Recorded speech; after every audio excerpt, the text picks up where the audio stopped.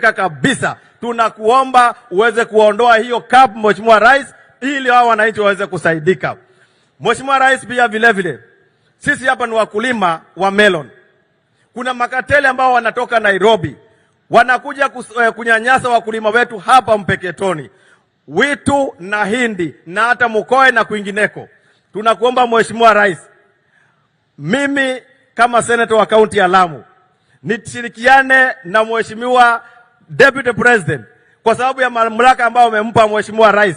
Hawa wakulima mara hii wakilima melon, Mheshimiwa Rais, tuweze kuona wale makateli ambao wamekuja kunyanyasa hao wananchi wetu, tumeweza kuwakatel na wanunuliwe bigs ama melon kwa bei ambayo inastahili Mheshimiwa Rais.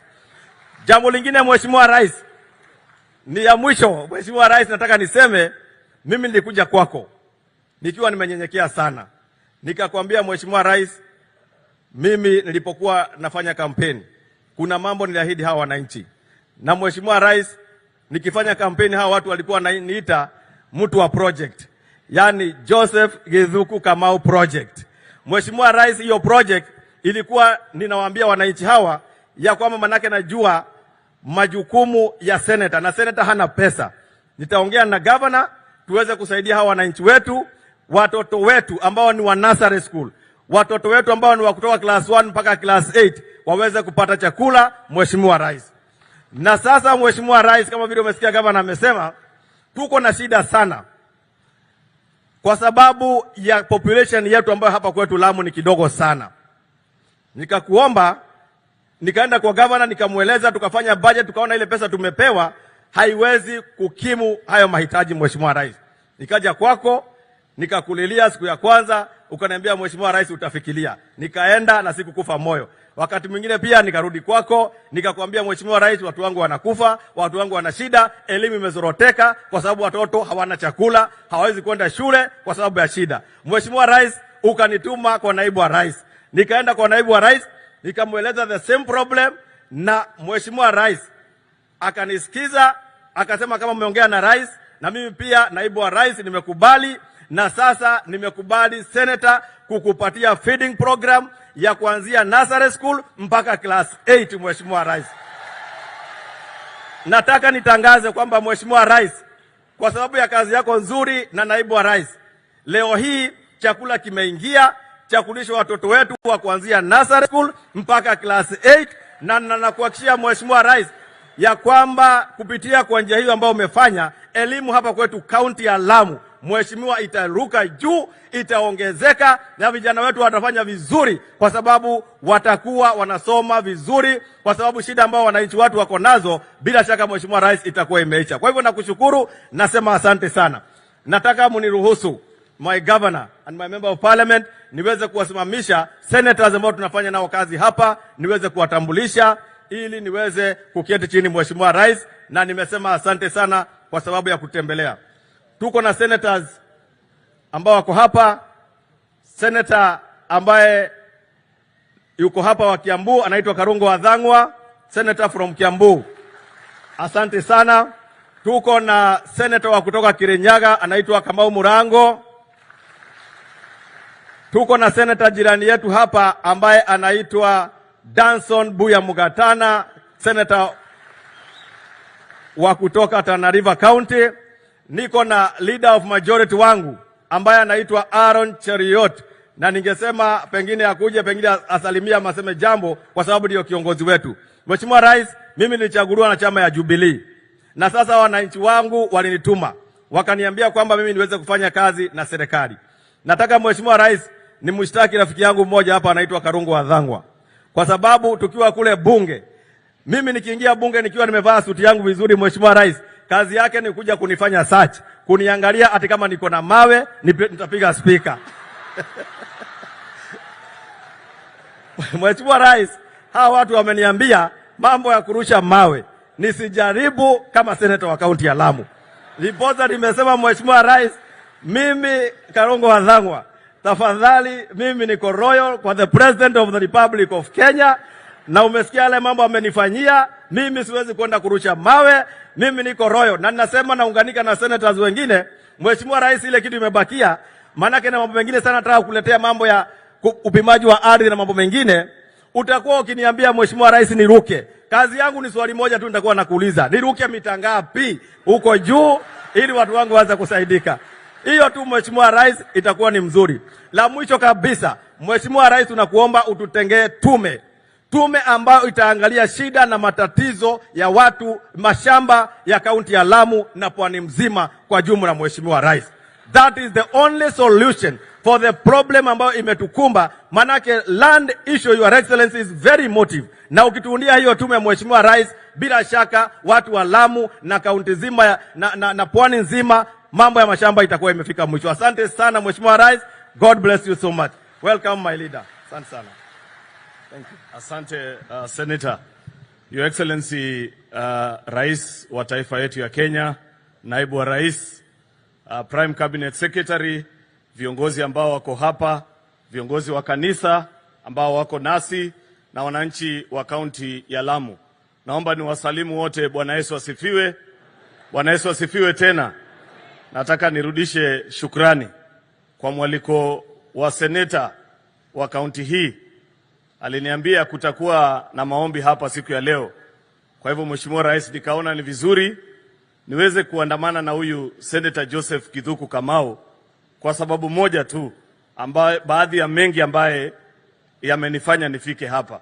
Sababu hiyo ni kwamba rais, wakati uchaguzi uliisha na tukajipata kule katika bunge la Senate, hata kabla ya wanachama wa chama chake cha Jubilee kujiunga nasi, huyu senator alikuwa tayari ameshaanza kufanya kazi na upande wako wa serikali. Hakuna mswada hata moja ambaye umekuja kule bungeni ambaye yeye amepiga kando na vile sisi tunataka katika timu yetu. Kwa hivyo wakati alinipa mwaliko, nilisema lazima nije nijumuike na wakaaji wake wa Lamu kwa heshima ambaye huyu seneta wenu ametupa. Ile kidogo tu ambaye amesema rais, ni mimi kweli nilikuwa nimemtuma huyu seneta wa Kiambu nikamwambia, wewe enda angalia yeye, pengine wakati ule waliungana kwa ile kikundi yao alijifunza hiyo tabia mbaya ya wale watu walikuwa. Lakini sasa ninaweza kuwadhibitishia kwamba mambo ya maandamano yeye haelewi kabisa. Na ndio maana amesema afadhali afanye kazi na upande wako. Kwa hivyo mimi nashukuru nimefika hapa Lamu. Unajua pale Senate, Mheshimiwa Rais, ndio tunapika ugali ya Kenya ya devolution. Na mara nyingi pale ndio tunagawa. Sema kaunti hii ipate kiasi fulani. Na unajua ni vizuri kufika hapa Lamu sababu vitabu vya serikali haielezei historia yote vile iko. Kama ukisoma sasa historia ya Lamu, watakupatia tu population peke yake na pengine size, kwambie watu ni wachache na shamba sio kubwa sana. Hawasemi kwamba kuna tabu nyingi sana hapa. Sababu nimewasikia viongozi wakizungumza, wanaweza andika ile kitabu katika Biblia inaitwa Lamentation. Sijui kwa Kiswahili inaitwa nini? Maombolezi. Kuanzia mama county, mjumbe, governor, kila mtu ako na shida size. Ile mimi tu nataka niwahakikishie nyinyi watu wa Lamu, kuanzia leo na kupitia kwa vile seneta wenu amesema, wakati tutakuwa tunagawa utajiri wa nchi ya Kenya, mimi nitakuwa nawaangalia nyinyi watu wa Lamu na macho ya upendo. Sababu ndivyo rais ametufundisha kwamba tuwe watu ambao tunawafikiria. Kaunti zote ni sawa, lakini challenges ni tofauti. Na yale ambayo tumewasikia hapa Lamu, kweli nyinyi mnafaa kupewa macho ya karibu zaidi kushinda ile ya kawaida. Mimi nawapatia hilo hakikisho. Ya mwisho tu rais, ni kukubaliana na mchungaji ambaye wakati alizungumza, karibu mimi nisimame na kiti kwa kumshangilia. Sababu yeye alisema jambo ambalo mimi naona ni kama Wakenya wamesahau. Wakenya wamesahau kwamba mimi mara mingi husema hii Kenya ni kama basi ambaye wakati wewe ulipewa ilikuwa kwa mtaro, dirisha imevunjika, brake imekatika, hakuna handbrake na miguu imeangalia juu. Na ukaambiwa tafadhali ngangana naye mpaka irudi kwa barabara. Kwa bahati mbaya tu, wakati wewe unatafutia tairi mpya, unajaribu kuunganisha handbrake, ati ule anaongoza kupiga kelele ni Sanbalat, ule hao wananchi wanamjua, na wakati Kenya ilikuwa inaenda kwa mtaro, yeye ndiye alikuwa makanga wa ule alikuwa anaendesha. Yeye ndiye alikuwa anamwambia kanyagilia mafuta kabisa, na saa hiyo basi iko kwa mteremko na haina brake. Mwisho tulijipata kwa mtaro. Mimi ningependa tu kuambie wewe, kaa kama Nehemia vile mchungaji amekuambia. Ziba masikio na utengeneze Kenya mpaka iwe nchi ambaye watu wengi wakiangalia wanaitizama. Hii makelele ambayo unasikia, tafadhali wewe ziba masikio, ng'ang'ana na nchi ya Kenya. Tabu ni nyingi. Yule ambaye anapiga kelele sisi tumemzoea. Tunajua wakati yeye amewekwa kando kwa baridi asikie njaa ndiye anakumbuka bei ya unga. Wakati walikuwa wanakula pesa ya COVID hakujua unga ni bei kali. Saa hii amekaa nje ya serikali ati ndiye anakumbuka bei ya mafuta na unga. Hapana, tafadhali mwambie kama yeye ana njaa. Na unajua ule mzee alilishwa na Rais Moi sababu ya kuleta kelele. Yeye anakula peke yake, anawacha watu wake nje. Rais Kibaki akamlazimisha 2007 mpaka akatafutiwa kakitu, akatulia. 2017 akaletea hiyo vitisho Rais Uhuru mpaka akavuruga serikali. Wananchi wa Lamu, hapa 2022 amtishe rais wetu tena? Mtakubali hiyo maneno? Sisi tunasema badala ya kulisha mzee mmoja, wewe lisha Wakenya wote sasa safari hii. Yeye ashibe, atosheke na aende nyumbani. Asanteni na Mwenyezi Mungu awabariki. Thank you very much. Asante sana Mheshimiwa, nimeomba gavana nipatie nusu dakika nitambue bibi yangu. Manake nilisahau, nilitambua mama, unajua yeye sasa ni bishop, amekaa pande hii ya wachungaji. So ningelikuomba usimame, huyo ni bibi yangu. Asante sana. Na pia nitaje mambo ya stima. Your Excellency, tuko na shida kubwa. Over 75% ya watu wa eneo hili hawana connection ya stima. Thank you. Karibu sana Governor.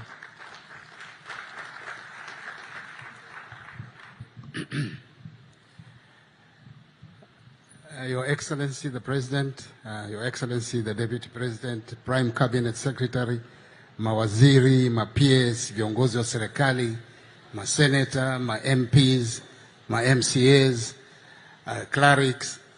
Kwanza Mheshimiwa, kuna viongozi wa dini wa Kiislamu hapa, na ningewaomba wasimame waone na wao pia walikuwa wamefika hapa kujumuika na ndugu zetu wa Kristo. Hebu asanteni sana. Kweli mimi sitaki kurudia yale maneno, lakini kabla sijaongea, nina supplementary budget kule assembly, na nisipowatambua hao waungwana itakuwa shida. Kwa hivyo ma-MCA ambao muko hapa, hebu tafadhali musimame, na nitamuita Deputy Speaker Mheshimiwa Kimani uje tu wamkue. Tuna MCA wa Hongwe Ward Mheshimiwa Mburu, MCA wa Witu Ward Mheshimiwa Fara, MCA ambaye tuko kwake hapa Mheshimiwa Gakonga. Na Mheshimiwa Rais, wakati wa kampeni tulikuja tukawa hatuna MCA hapa. Huyu Gakonga alikuwa awe wetu, lakini akatishiwa, lakini amerudi. Vile vile tuna MCA wa Mkomani Ward Mheshimiwa Shakuna, MCA wa Basuba Ward Mheshimiwa Deko. Tuko pia na MCA wa Hindi Ward Mheshimiwa Njanga. Alafu tuna nominated MCA watatu. Kuna Mheshimiwa Asha, kuna Mheshimiwa Rebecca na Mheshimiwa Beatrice. Hao ni nominated. Kwa hivyo ningeomba tu dakika moja huyu Mheshimiwa Deputy Speaker ili mkue wananchi. Mheshimiwa Rais, Mheshimiwa Makamu wa Rais, Principal Cabinet Secretary na mawaziri, senators, wa bunge ambao tuko nao, wachungaji na wananchi wote, hamjambo. Kwanza kabisa ningechukua fursa hii Mheshimiwa Rais kukaribisha kwa niaba ya bunge, ujisikie ukiwa nyumbani hapa kwetu Lamu. Mheshimiwa Rais, mimi ningependa tu kukuomba, manake nikukumbushe 2018-2019 tulipokuwa tunaweka jiwe kupitia kwa Mheshimiwa Modhama shule ya Mpeketoni Girls, nilikuweko. Sababu hii ni mara yangu ya 4 kurudi kama MCA. Nilianza wakati nikiwa diwani, waziri wangu alikuwa Mheshimiwa Msalia. Mimi nilikuwa naomba yale yote ambao viongozi wameweza kuomba, na hususa zaidi leo hiki kitendawili cha mambo ya masuala ya ardhi. Na kwa sababu nilikuweko tangu 2007 wakati Kibaki alikuweko, ilikuwa tunakuja hadhara kubwa kama hii tunaomba. Baada ya serikali kuondoka tunarudi hapo. 2013 tukaja hiyo mpaka 2017 wakati wa Mheshimiwa Uhuru, pamoja na 2017 kuja mpaka tulipofanya uchaguzi juzi. Mheshimiwa Rais, mimi ningekushauri, wakati tumekuja State House ulituambia masuala ya usalama. Kwa sababu mimi nimesikia, lakini nataka kumwagiza Mheshimiwa Profesa Kindiki aje akae na nyinyi mpaka mtatua hayo masuala ya usalama. Na nakuhakikishia wakati ambao tumekaa hapa, usalama kutoka wakati ule hakuna tishio nyingine ambayo imeweza kuonekana. Mimi ningekuomba utuachie watu watatu unapotoka hapa kwa masuala ya ardhi. Mmoja ni waziri wa masuala ya ardhi Zakaria, mwingine ni mwenyekiti wa National Land Commission Otachi, watatu ni huyu governor. Tukae naye hapa mwezi mzima. Unajua sisi huku chini ni askari wako, na MC anakuwa kama barozi tu huku. Tutamueleza mambo mengine hata yamejificha, na wakirudi Nairobi masuala ya ardhi Lamu yataweza kumalizika kabisa. Manake mimi ningeomba tukija 2027, mimi nimekuwa nikiomba tu, hata nikienda wananchi wananipa kura, nikiwadanganya tu, tutapima, sijui itakuwa hivi, muda inaisha. Ya mwisho leo pia ningeomba, tuna ward inaitwa Hongwe, na hii iko katika department ya national government. Pia ukitoka hapa, kwa sababu hawana ACC aliyoko ameshikilia hiyo eneo, yuko hapa Mpeketoni Center. Mtu yatoka Jericho almost 15 km apate signature ya ACC. Mimi ningeomba ukitoka hapa, hiyo ikuwe gazetted, ikuwe division, wapate ACC huduma pale mashinani. Asante Governor.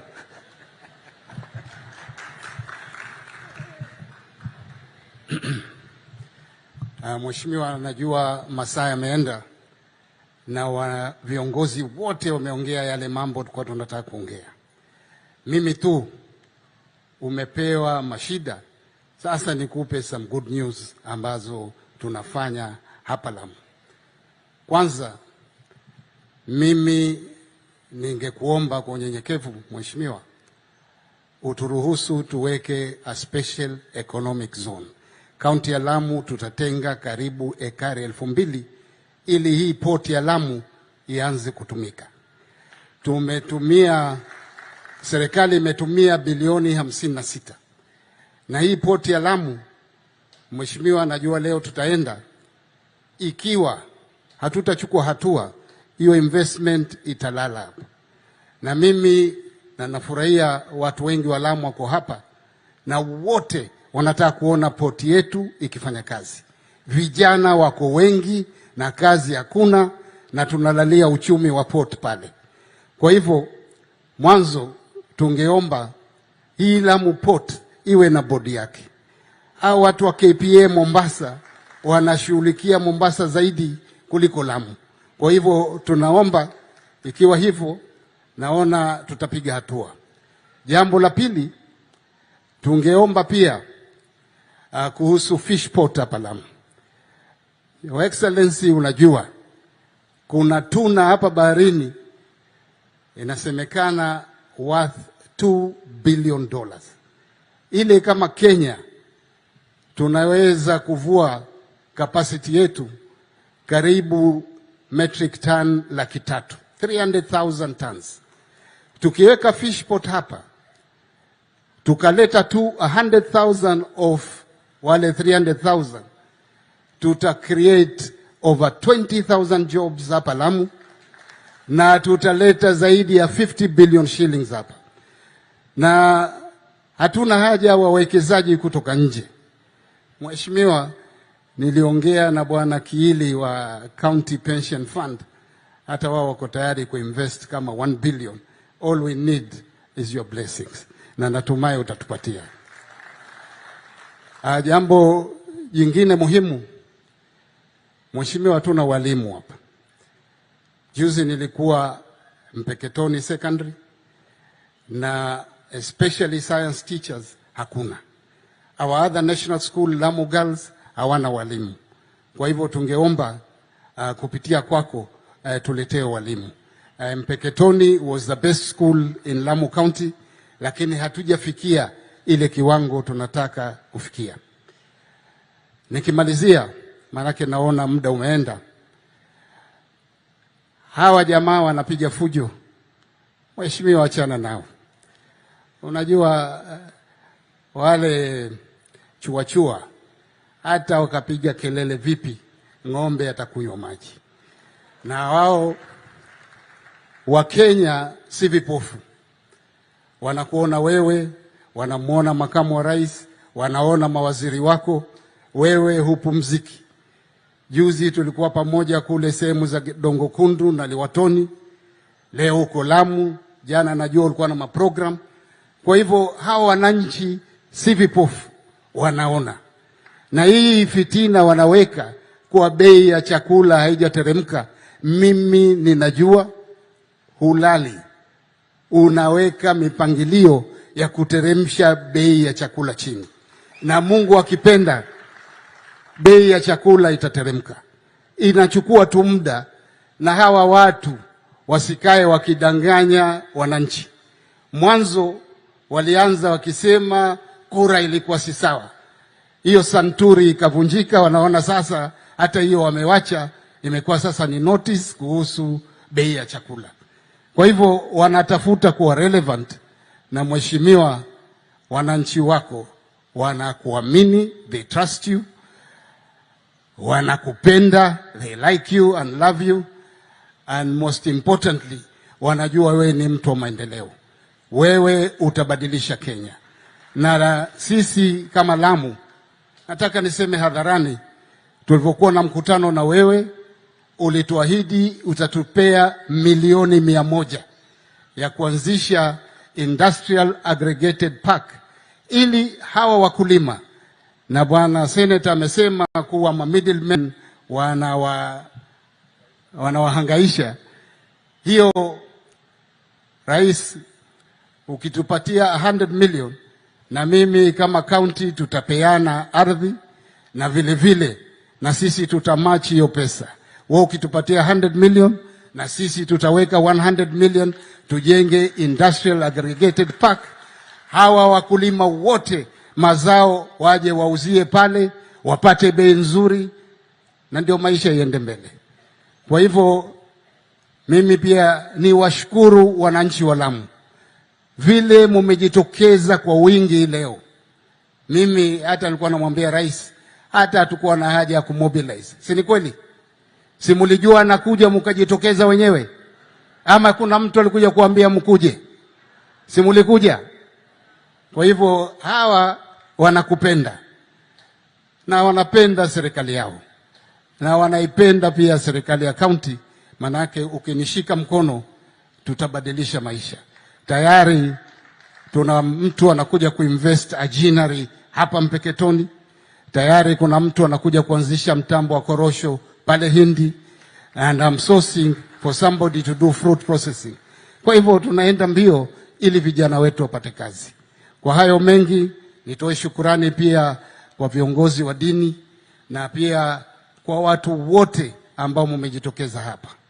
Nataka sasa nichukue fursa hii nimkaribishe Prime Cabinet Secretary Mheshimiwa Musalia Mudavadi ili achukue program kuanzia hapa. Asanteni sana na Mungu atubariki.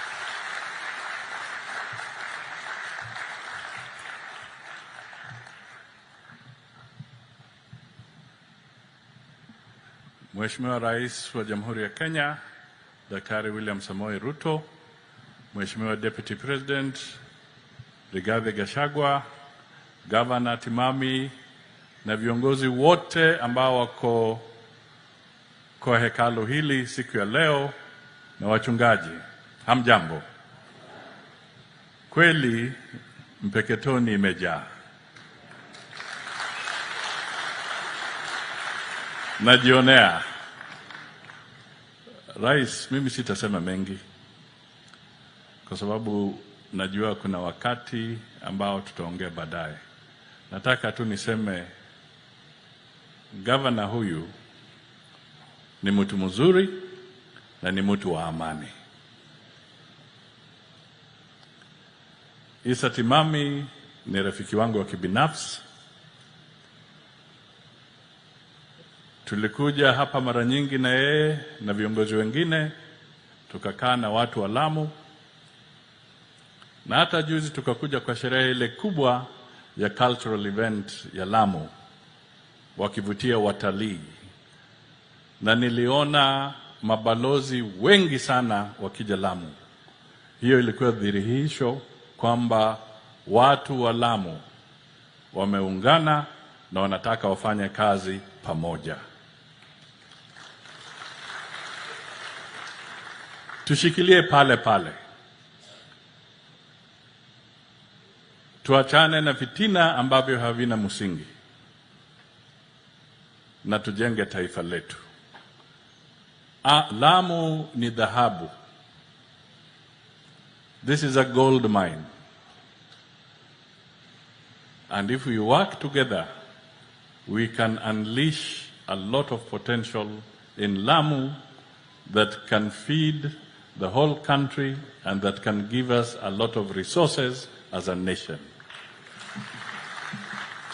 Kwa hivyo mimi nasema tu, let us pull together, let us work together, county government, national government and the leadership continue to work together. Sasa ni jukumu langu nimkaribishe Deputy President Mheshimiwa Rigathi, naye aseme machache na mwalike Rais wa Jamhuri ya Kenya.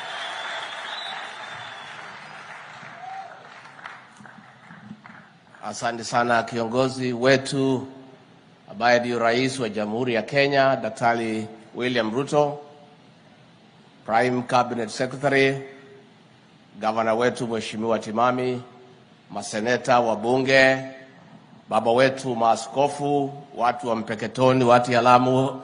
God is good and all the time. Nisalimieni kwa hayo. Bwana Yesu asifiwe. Adoi tumule goko. Haya, kari nyume goko. Gaide mwega. Na hede ciothe. Mheshimiwa Rais wetu, tumekuja katika ibada ya shukrani. Siku Rais alipanga safari ya kuja hapa Pwani katika ziara ya maendeleo, akaniita, akaniambia tungetaka tuweke ibada ya shukrani pale kwa watu wetu Mpeketoni. Kwa sababu nyinyi watu ya Lamu West, watu ya Mpeketoni ni watu wetu. Mlituombea Mwenyezi Mungu akatuonekania. Mkarudi mkatuongeza kura. Rais, tulifika hapa na wewe na tukaongea na hao watu ya Lamu West na Lamu kwa jumla. Tukawaomba wakupatie nafasi. Uko na mpango wa kuendesha Kenya. Ingalau walikuwa wamepewa fitina mingi ati kiamba wewe uwezi. Ati hata kura ikipigwa mwenye kupiga kura hana maana, mwenye kuhesabu ndio yako na maana. Wakapuuza hiyo, wakatoka kabisa, wakakupigia kura, ukakuwa Rais wa Jamhuri ya Kenya. Kwa hivyo tukija hapa kumshukuru Mwenyezi Mungu, pia tuchukue nafasi hii kwa watu wetu wa Lamu kusema asanteni sana. Alwa nyumba itu mamuri afata muri agoro muri andu ega inyui ndamurire njamba nino ni eno yarithagia nguku mukiuga niyo murenda gwithurira ka kuringiririo.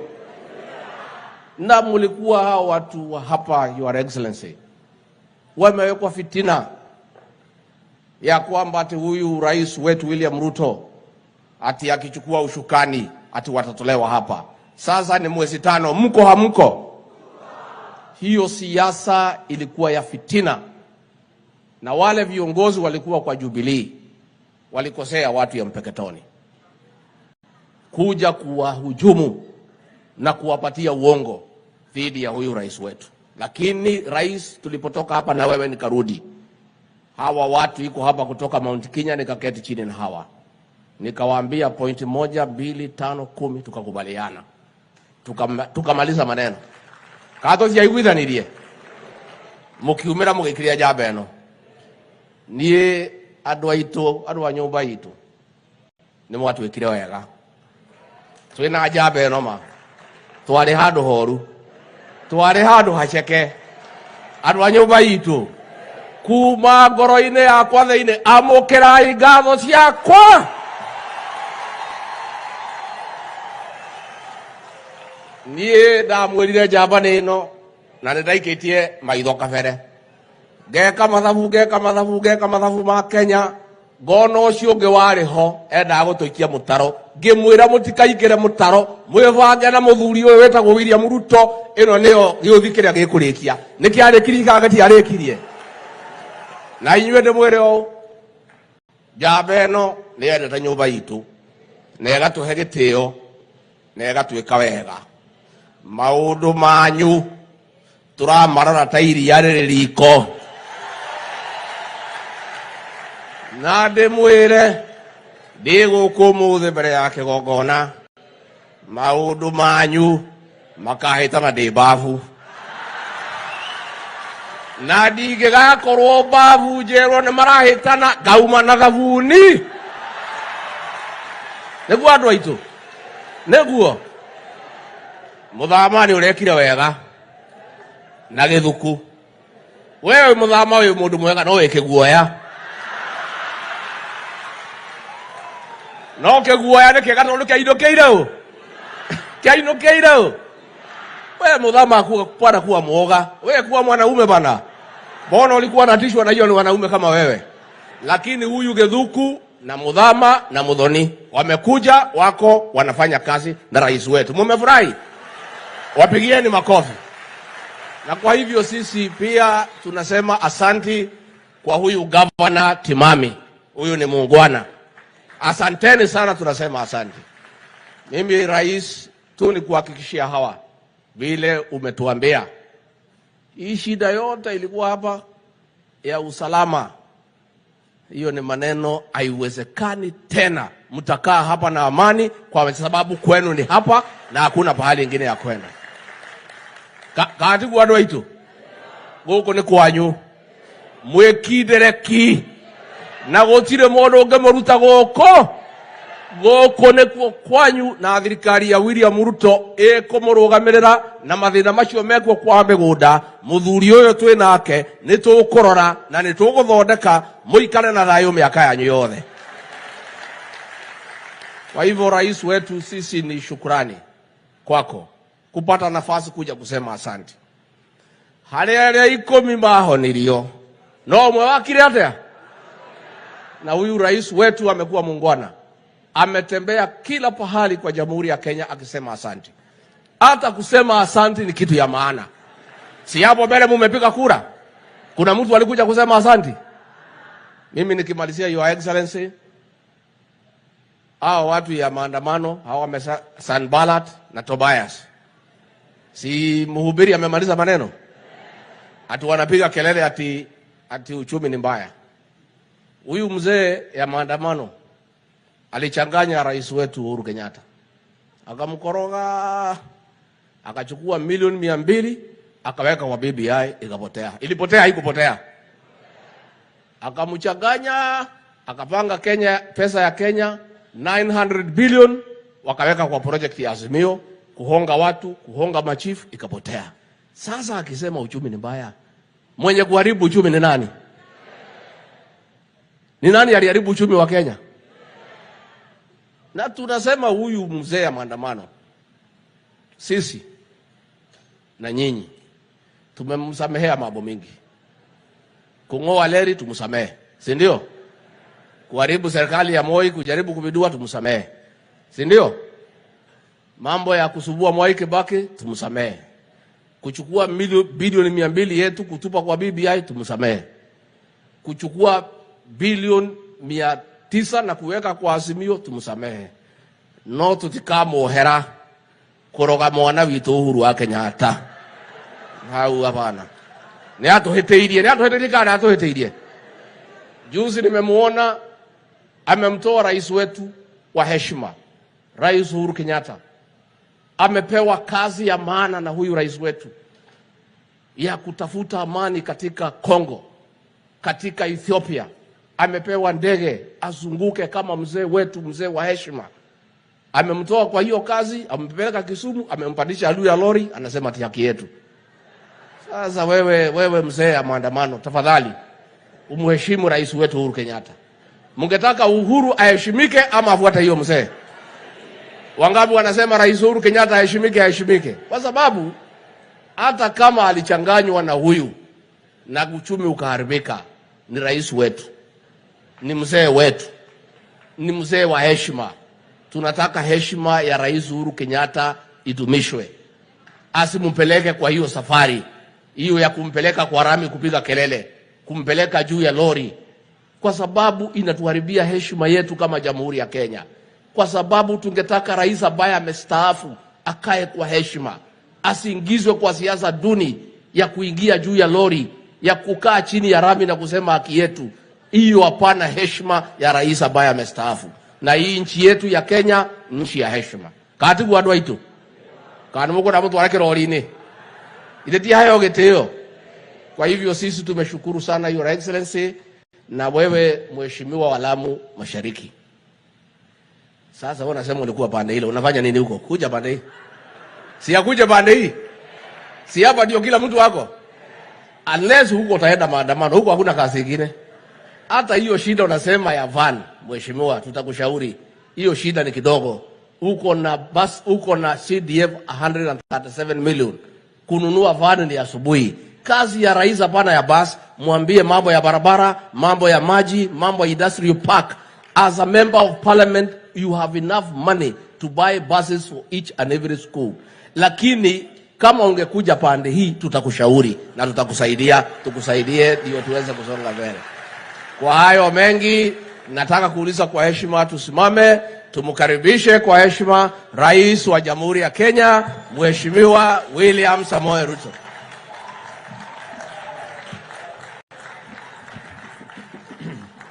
Basi asanteni sana, tafadhali tuketi.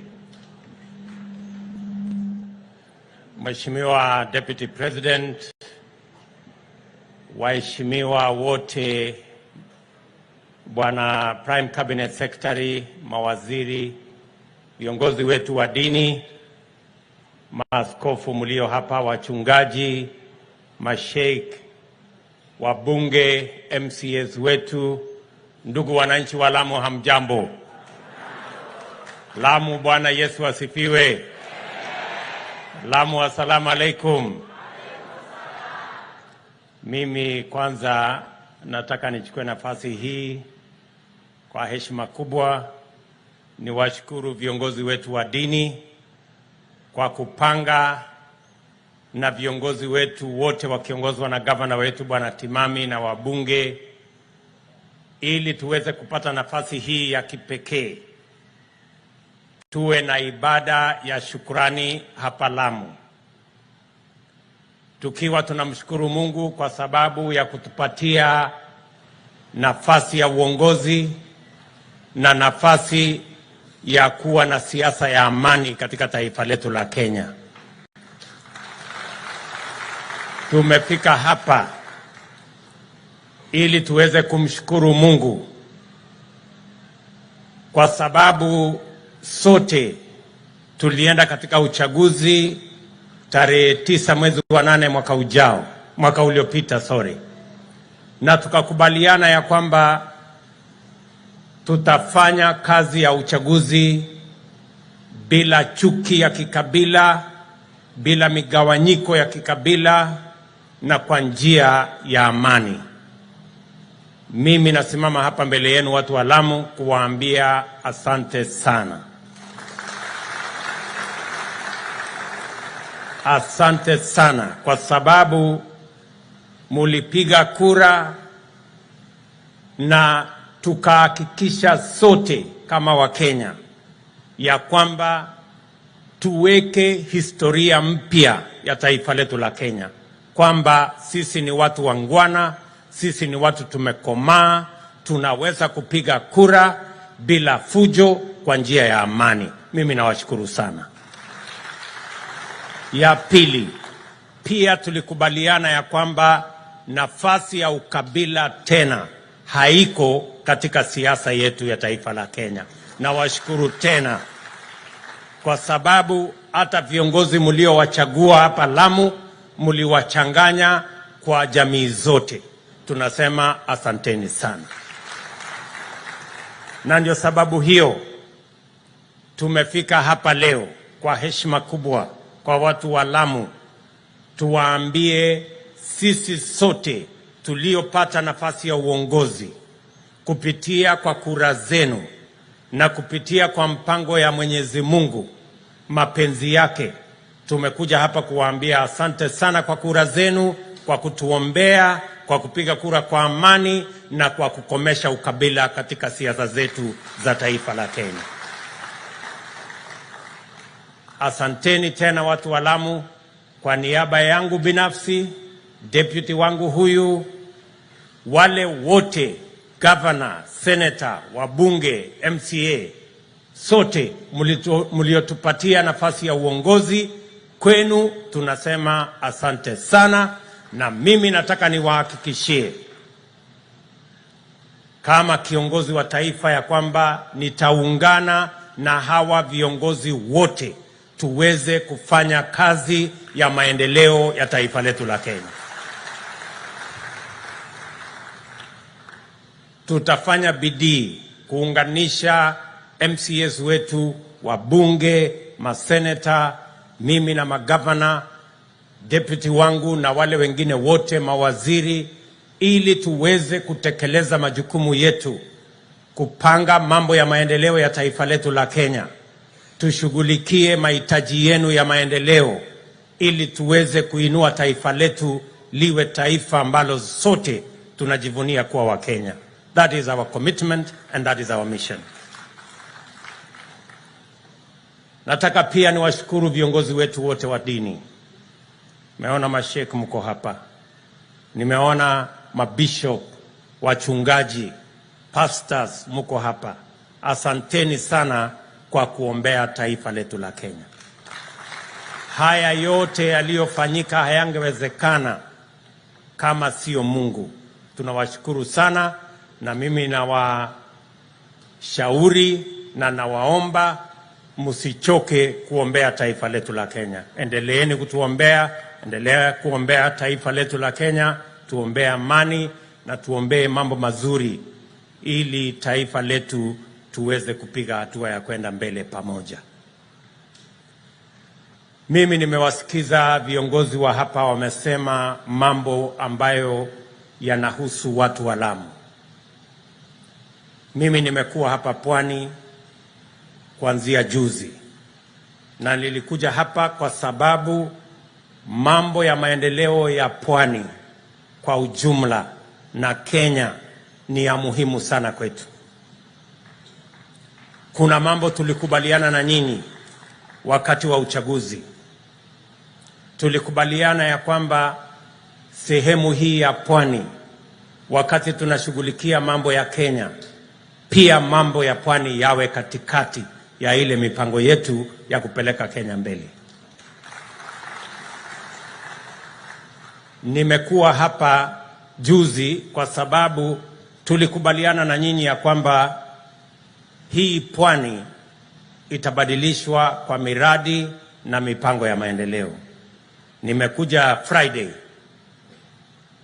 kuanzisha Dongo Kundu, kampuni ya kwanza kuanza mambo ya special economic zone. Pale tumepata kampuni itaweka shilingi bilioni 25 kutengeneza kiwanda ya gesi, kuhakikisha ya kwamba tunabadilisha ile taratibu tulio nayo, hasa mambo ya kukata miti na kutumia katika upishi kama kuni. Na ndio nimesema juzi, miaka 3 ijayo tutabadilisha, tuhakikishe ya kwamba kila homestead, kila mji, kila boma itakuwa na mtungi ya gas ambaye itapatianwa na serikali, ndio tukomeshe kabisa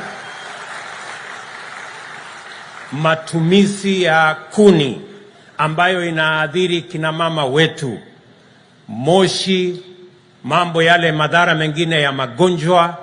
Tumesema tunabadilisha mambo ya upishi wetu iwe tunatumia clean energy, na hiyo ni mpango tumeanzisha Ijumaa. Na mimi nataka niwatangazie wale wanafanya biashara chafu ya mambo ya gesi ya kwamba siku zenu zinahesabiwa, lazima mkomeshe hiyo biashara. Na tayari nimeambia wizara ambayo inahusika na fedha ya kwamba going into the next budget, katika budget inayofuata tutaondoa ile ushuru yote inawekwa kwa mambo ya gesi, ndio tupunguze gharama ya gas, wananchi wengi waweze kutumia gas katika upishi, na tupunguze mambo ya kukata miti ambayo inatumika katika upishi katika taifa letu la Kenya. Vile vile nataka niwaeleze ya kwamba hiyo program ya Dongo Kundu ambayo tumeanzisha Friday, nimeambia wizara ambayo inahusika ya kwamba continuously mimi nitarudi pale tena baada ya siku 90, another 5 companies tunaanzisha, kwa sababu tunataka kubadilisha uchumi wa pwani tukibadilisha uchumi wa Kenya. Vile vile tuko na mpango ambayo tulikuwa tumeanzisha ikakwama barabarani. Friday nimerudi hapa tena, tukasema ya kwamba wale wavuvi ambao wameathirika na mambo ambayo yanaendelewa katika ocean yetu hii ni lazima tuwasaidie. Na nimesikia hata hapa kwenu mumesema wakati port ilijengwa hapa, wale beach management committees, hasa wale wavuvi, wamepata mapato yao imeathirika kwa njia moja ama nyingine. So Friday tumetoa shilingi milioni 320 kuwapatia wale wavuvi watafute alternative livelihoods. Leo hapa Lamu tumekuja na shilingi milioni 50 ya hawa beach management committees ya hapa Lamu, na hiyo ni awamu ya kwanza. Nitarudi hapa tena mpaka tuhakikishe ya kwamba wale watu wote ambao wamepata matatizo ya uvuvi kwa sababu ya hali mazingira na mambo mengine tunawashughulikia. So Mheshimiwa Senator, ulikuwa unasema wale watu wamehangaika. Niko na majibu yako na niko na majibu yao.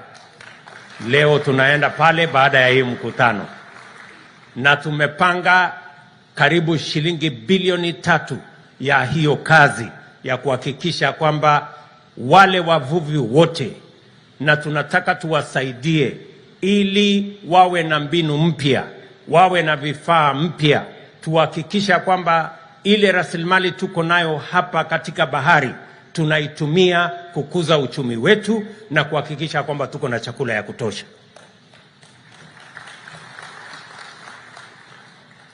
Hapa Mkowe pale kwenye port tumekubaliana ya kwamba hapa tunaweka fish port ambaye itatusaidia mambo ya processing, mambo ya kuongeza dhamana ile samaki tutatoa hapa baharini. Tayari nimetangaza Friday ya kwamba fish landing ports, fish landing facilities tutaweka Mkowe, tutaweka ingine hapa Kipini, tutaweka ingine kule Ngomeni, tutaweka ingine mahali inaitwa Kichwa cha Kati, tutaweka ingine Liwatoni, tutaweka ingine Likoni, Gazi mpaka Vanga, ili tuhakikishe ya kwamba wavuvi wetu wote wanapata facilities. Wakivua samaki baharini wawe na usaidizi ya cold rooms, wapate mahali ya kuland hiyo fish, tufanye processing, tuwasaidie ili samaki siziharibike, na tuwe na mpango wa soko kuhakikisha kwamba samaki zetu zinafika sokoni na zinashughulikiwa kwa njia inayofaa. Nimeketi chini Thursday mwaka huu, wiki iliyopita, huyu Timami alikuwa pamoja na mimi na governors wote wa Kenya, na tumekubaliana, kwanza governors 5 wa hapa Pwani, tumekubaliana ya kwamba tuko na budget ya shilingi bilioni 3.5 ambaye tutashughulikia mambo ya uvuvi kati ya kaunti hii ya Lamu, Tana River, Kilifi, Mombasa na Kwale. Na tumekubaliana ya kwamba watafanya kazi pamoja na wizara ya Salim Vuria na wale wengine kuhakikisha ya kwamba mambo ya uvuvi haiendelei vile imeendelea miaka hii yote. Tunaibadilisha iwe ni uvuvi wa kisasa na iwe inatuletea mapato ya ajira, mapato ya chakula na mapato ya pesa wakati tunaendelea na mambo ya processing. Tumeelewana? So we have a comprehensive plan on how we are going to turn around the blue economy in our coast region.